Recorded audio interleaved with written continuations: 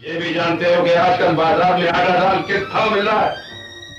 جاؤ پوچھ کر آؤ اور بجٹ بنا کر لاؤ کہ تم اپنے ایک مہینے کی تنخواہ میں میری بیٹی کو کتنے دن زندہ رکھ سکتے ہو۔ پاکستانی فلم انڈسٹری کے ایسے کئی چہرے گزرے ہیں جنہوں نے اپنی آدھی سے زیادہ زندگی اس دشت کی سیاحی میں گزار دی، جن کی انتھک محنت سے انڈسٹری کو واضح پہچان ملی اور وہ اپنے پاؤں پر کھڑے ہونے کے قابل ہوئے، مگر ایسے چہروں کو اس لازوال خدمت کے عوض بدلے میں کچھ نہ مل سکا، بلکہ انہیں ان کے مشکل حالات میں تنے تنہا چھوڑ دیا گیا، جس کا انہوں نے بستر مرگ پر بھی شکوہ کیا اور خراب دل کے ساتھ انڈسٹری اور حکومت کو کوستے ہوئے رخصت ہو گئے۔ ایسے چہروں میں ایک نامور چہرہ ریحان کا بھی تھا، جو ایک وقت میں انڈسٹری کی پہچان ہوا کرتے تھے، مگر انڈسٹری نے انہیں فراموش کرنے میں ذرا دیر نہیں کی۔ ان کا آخری وقت کیسا گزرا، یہ جاننے کے لیے اس ویڈیو کو آخر تک دیکھیں۔ یہ محض اتفاق تھا یا لڑکا واقعی تمہارے ساتھ تھا؟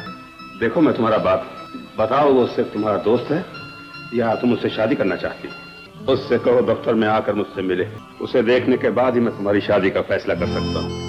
نامور اداکار ریحان نے اپنی زندگی کا آخری وقت انتہائی کربناک حالت میں گزارا۔ انہیں بیک وقت متعدد سنگین طبی امراض کا سامنا تھا، جس کی وجہ سے ان کی حالت دن بدن بگڑتی چلی گئی۔ مالی حالات بہتر نہ ہونے کے باعث ان کے علاج و معالجے میں مشکلات درپیش رہیں۔ ان کے بچے چونکہ ملازمت پیشہ تھے، لہٰذا ان کے لیے والد کا علاج کروانا کسی صورت ممکن نہ تھا، مگر وہ اپنے تئیں پوری کوشش کرتے دکھائی دیے۔ اس موقع پر ان کی بیٹی نوید ریحان کئی بار حکومتی اداروں سے اپنے والد کے علاج کے لیے اپیل کرتی نظر آئی، مگر کسی کے کان پر جوں تک نہ رینگی۔ ایک فنکار کے فن کی اس سے زیادہ بے حرمتی کیا ہوگی کہ جب اس پر برا وقت آیا تو حکومت جو فنکاروں کی وارث ہوتی ہے اس نے انہیں لاوارث کر دیا، جس کے باعث ریحان کے اہل خانہ کو مختلف فلاحی تنظیموں کے دروازے کھٹکھٹانا پڑے کہ ان کے والد کا کسی طرح سے بہتر علاج ہو سکے۔ اس موقع پر حکومت کی بے حسی اپنی جگہ، جس انڈسٹری کے لیے ریحان نے اپنی زندگی صرف کی، اس نے اس موقع پر ریحان کی خدمات کو یکسر فراموش کر دیا۔ انڈسٹری کا کوئی بھی نمائندہ یا فنکار ان کی عیادت کے لیے نہ پہنچا اور نہ ہی کسی نے آگے بڑھ کر ان کے اہل خانہ کو تسلی و دلاسا دیا۔ فلم انڈسٹری نے کبوتر کی طرح آنکھیں بند کر لیں، جیسے اس نے کچھ دیکھا ہی نہ ہو، مگر اس ظلم کو ریحان نے شکستہ دل کے ساتھ دیکھا، جس نے انہیں اتنا مایوس کر دیا کہ وہ زندگی سے نا امید ہو گئے۔ انہیں بیماری سے زیادہ حکومت اور انڈسٹری کے بے حس رویے نے لاغر بنا دیا، اور اس ساری صورتحال میں حکومت کا اہم کردار تھا۔ ان کے جسم میں یکے بعد دیگرے بیماریاں دریافت ہوتی رہیں، جس کی وجہ سے ان کا کیس مسلسل پیچیدہ ہوتا چلا گیا۔ ان کی حالت اس حد تک خراب ہو گئی کہ ان سے صحیح طرح بولا بھی نہیں جاتا تھا اور نہ ہی وہ کسی کو پہچان رہے تھے۔ اس کے ساتھ ساتھ وہ کھانے پینے سے بھی قاصر تھے، جس نے انہیں اندرونی طور پر کھوکھلا کر دیا تھا، جس کے باعث ان کا مدافعاتی نظام کمزور ہوتا چلا گیا، جس کی وجہ سے تمام تر علاج و معالجہ بے سود رہا۔ ریحان کے بقیہ شب و روز تنہائی اور تکلیف کے مدار میں کٹتے رہے اور وہ اس سارے دورانیے میں اپنے ماضی کو کنگھالتے رہے، اپنے حال پر افسردہ ہوتے رہے، اور انہیں اپنے ساتھ ہونے والی ناانصافی پر جہاں ایک جانب رونا آیا، وہیں انہوں نے اپنے اداکار بننے کے فیصلے پر بھی خود کو خوب کوسا کہ کاش وہ اس فیلڈ میں اگر نہ ہوتے تو شاید انہیں اس قدر دل شکن صورتحال کا سامنا نہ کرنا پڑتا کہ ان کے بچوں کو والد کے علاج کے لیے در در کی ٹھوکریں نہ کھانا پڑتی۔ یہ ساری صورتحال ریحان کی صحت پر براہ راست اثر انداز ہو رہی تھی اور ان کی صحت کو بدترین سطح پر لانے میں بھرپور کردار ادا کر رہی تھی۔ ریحان کا بیماریوں کے ساتھ محاذ کافی عرصے تک چلتا رہا اور پھر مارچ 2020 میں اس محاذ پر ریحان کو شکست ہوئی اور وہ خالق حقیقی سے جا ملے۔ انہوں نے پریشانی، تکالیف اور پریشانیوں سے بھرپور اس سفر میں اپنے اہل خانہ کے سوا کسی کو اپنے ساتھ نہ پایا، بلکہ اس موقع پر نام نہاد اپنے بھی رنگ بدل گئے۔ ان کے جنازے پر بھی ان کے قریبی رشتہ داروں کے سوا کوئی دکھائی نہ دیا۔ انڈسٹری کو فیملی سے تشبیہ دینے والے اس دن کہیں دکھائی نہ دیے۔ شوبز کا کوئی ستارہ تکلیفوں کے مارے ہوئے ریحان کو لحد میں اتارنے کے لیے بھی وہاں موجود نہ تھا۔ اس موقع پر بھی ان کی اولاد ہی ان کے کام آئی، جنہوں نے اپنے والد کو سپرد خاک کیا اور اس کے ساتھ ہی حکومت اور انڈسٹری کی بے حسی بھی ساتھ دفن ہو گئی۔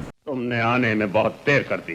وہ تم سے طلاق لینے کی سوچ رہی ہے۔ جس نتیجے پر وہ آج پہنچی ہے، اس کا احساس ایک دولت مند کی بیٹی کو اس وقت ہوتا ہے جب وہ بیوی بن کر تم جیسے غریب کے گھر جاتی ہے۔ रेहान का करियर 4 दहाइयों पर मुश्तमिल था, जिसमें उन्होंने 100 के करीब फिल्मों में अदाकारी के जौहर दिखाए। उनकी नुमाया फिल्मों में गुलफाम, इंसान और आदमी, दिल लगी, मेरा नाम है मोहब्बत, आईना, जट, सूरमा, बहराम डाकू, अनोखा दाज और अथरा पुत्र शामिल है। अपने वसी करियर में रेहान ने 39 पंजाबी जबकि 53 उर्दू फिल्मों में अदाकारी के जौहर दिखाए। रेहान अपने दौर के सफ़े अव्वल के अदाकारों में शुमार किए जाते हैं, जिन्होंने एक लंबे अरसे तक मेहनत करके अपना मकाम और नाम बनाया था। मगर अफसोस कि उनके साथ आखिरी दिनों में जिस तरह का इंसानियत सोच सलूक किया गया, वो पढ़कर रूह काम जाती है। जिस तरह एक अदाकार की औलाद को अपने वालिद के इलाज के लिए दर दर मांगना पड़ा, खैराती इदारों से मदद तलब करना पड़ी, इसके साथ साथ हुकूमती ऐवानों के आगे भी अर्जी रखी, मगर अफसोस किसी ने उनकी मदद के लिए हाथ आगे न बढ़ाया और इस बदकिस्मत खानदान को अपने वालिद की अलमनाक मौत का शाहिद बनने के लिए मजबूर कर दिया। ऐसी मिसालें पाकिस्तान के अलावा शायद ही कहीं देखने को या सुनने को मिलती हों। जाने दो इसे,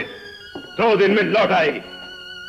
ये उन बच्चों के बारे में कुछ नहीं जानती जो बचपन से सीधा बुढ़ापे में कदम रखते हैं, जवानी जिन्हें नसीब नहीं होती। पाकिस्तान की फिल्म इंडस्ट्री अपनी बेहिसी और अदम तवज्जो के किस्सों के हवाले से मशहूर है। यहाँ पर सिर्फ और सिर्फ फनकार को उसके अच्छे वक्त में ही सराहा जाता है और इसे सर आंखों पर बिठाया जाता है। जब तक उसके नाम की टिकटें बिकती हैं, जब तक लोग उसे देखने के लिए बेताब रहते हैं, तब तक सब डायरेक्टर्स और प्रोड्यूसर्स इस अदाकार के आगे पीछे परवाने की तरह चक्कर लगाते हैं, उसकी हर ख्वाहिश पूरी करते हैं, मगर हर किस्म का आराम मुहैया करते हैं। गरज ये कि उसकी जी हुजूरी में कोई कसर बाकी नहीं रखते, क्योंकि उन्हें अपनी जेब भरना मकसूद होता है। जब वही अदाकार मुश्किल हालात का शिकार होता है तो उसे तन्हा छोड़ दिया जाता है। फिर वही लोग जो एक वक्त में उसके आगे पीछे भागते हुए जरा भी नहीं थकते, उन्हें वो अदाकार एक आंख नहीं भाता, क्योंकि वो फिर उनके किसी काम का नहीं रहता। लिहाजा फिर उसके बारे में बात करना या उस पर किसी किस्म का ध्यान देने का कोई फायदा नहीं रहता। हमारी फिल्म इंडस्ट्री इस कड़वे उसूल के तहत चल रही है, जिसमें सब एक दूसरे के साथ मफाद के तहत हंसते रोते दिखाई देते हैं, और जब मफाद नहीं होगा तो कोई एक दूसरे को देखना भी गवारा नहीं करेगा। रेहान का शुमार उन बदकिस्मत अदाकारों में होता है जिन्हें जमाने की बेहिसी और हुकूमती लापरवाही ने मार दिया। ये ऐसे गौहर थे जिनकी वजह से इंडस्ट्री की चमक दमक कायम थी, जिनके बलबूते पर इंडस्ट्री को बामे उरूज हासिल था, जिनकी वजह से पाकिस्तान फिल्म इंडस्ट्री की दूसरे ममालिक में इज्जत की जाती थी और उससे सीखा जाता था। अपने मुल्क और काम से मुखलिस होने वाले अदाकारों को अपने मुश्किल वक्त में जब हुब्बुल वतनी का इस कदर भयानक तरीन सिला मिला, तो इसने उन्हें मौत से पहले ही मौत के घात उतार दिया। आज रेहान के अहले खाना में से किसी के अंदर इतनी जुर्रत पैदा नहीं हुई कि वो अपने वालिद के फन को लेकर आगे बढ़े, क्योंकि उन्होंने अपने वालिद का हशर देख लिया है, जिसके बाद उनकी विरासत आगे नहीं बढ़ेगी। यही वजह है कि पाकिस्तान में टैलेंट प्रमोट नहीं हो रहा, क्योंकि जो विरासत से मुंतकिल होना चाहिए वो हालात के बायस अधूरा रह जाता है, और फिर इंडस्ट्री का वही हाल होता है जो आज हो रहा है। हमारी दुआ है कि अल्लाह पाक रेहान के दराजात बुलंद करें और उनकी बख्शिश और मगफिरत फरमाए। आमीन। तुम्हारी शादी के बाद हमारी यही ख्वाहिश थी कि तुम्हारा घर बसा रहे।